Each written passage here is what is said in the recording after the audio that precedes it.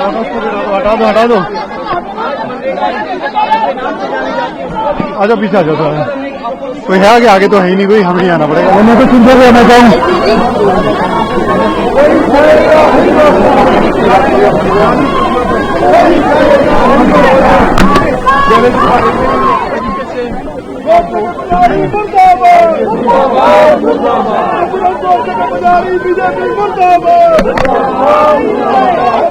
आगे चल गई।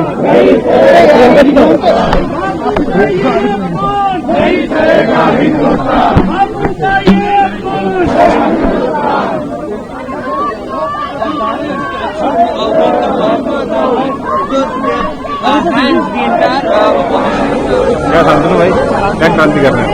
करवाने का दे। पीछे देख सकते हैं कि अखिलेश यादव और प्रियंका गांधी और यहाँ पर सामने है महात्मा गांधी की।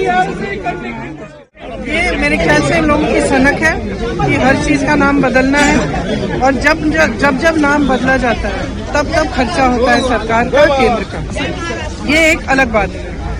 ये योजना महात्मा गांधी जी के नाम पर है। महात्मा गांधी जी हमारे राष्ट्रपिता हैं, उनका अपमान नहीं होना चाहिए।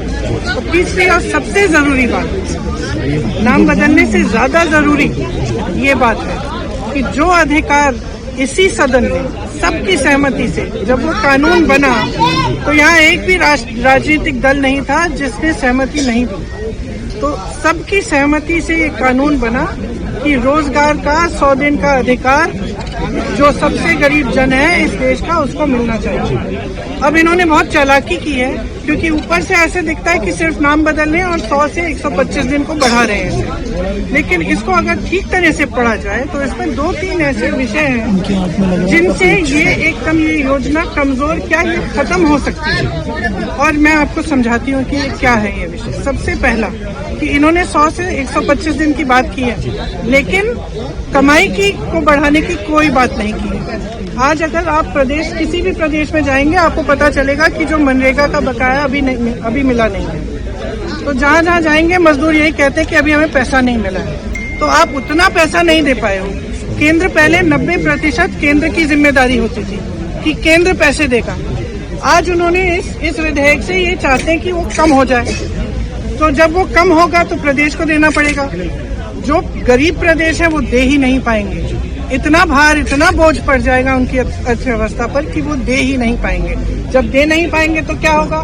योजना खत्म हो जाएगी।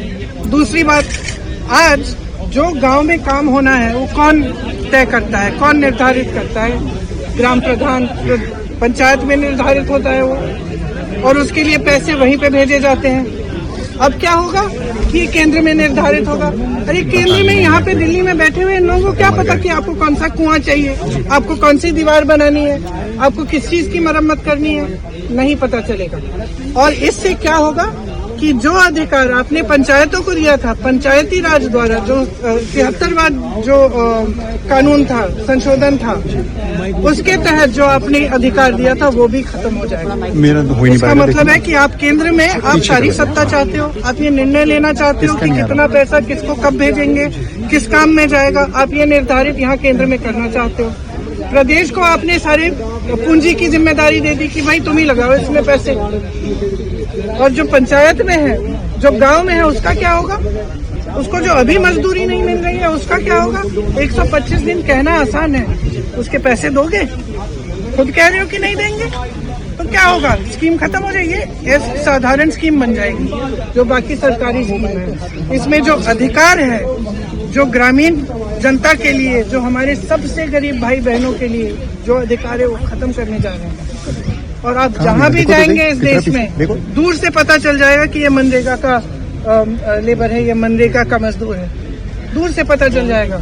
उसके हाथ कठोर होते हैं, उसके चेहरे पे झुर्रियां होती है, गरीब से गरीब इंसान होता है वो। वायनाड से लेके रायबरेली तक मैंने देखा है, दूर से पता चल जाता है कि ये मनरेगा के मजदूर है। उसको भी खत्म करना चाहते हो आप? किस लिए? इतने पैसे तो आप अडानी अंबानी को पकड़ा रहे हो, सारी संपत्ति पकड़ा रहे हो, और वो बेचारा मजदूर सुबह से शाम तक काम कर रहा है, धूप में मर रहा है, पसीना आ रहा है उसका, खून बह रहा है उसका, आप उसको छोड़ दोगे?